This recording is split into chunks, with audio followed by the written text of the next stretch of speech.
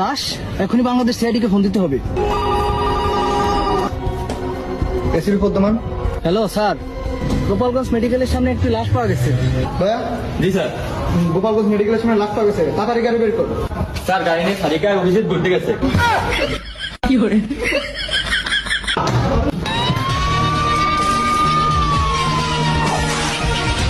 দেখছে কে তুমি? এই বল, কিভাবে মরছিস? যদি বলতেই পারতো তাহলে আপনার আনছে কি?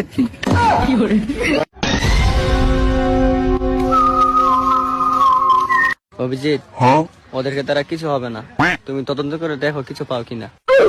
ঠিক আছে স্যার, আমি দেখতেছি। ঠিক আছে স্যার, পেয়ে গেছি মূল তথ্য। অভিজিৎ, কি পেয়েছো অভিজিৎ? নিয়ে আসো। আর যে লাশটি পেয়েছি তার নাম জীবন, তার মার নাম আমরা খাতুন, আর পিতার নাম ফকির। চলো তার বাড়িতে গিয়ে খোঁজ খবর নেওয়া যাক সে কে। ঠিক আছে।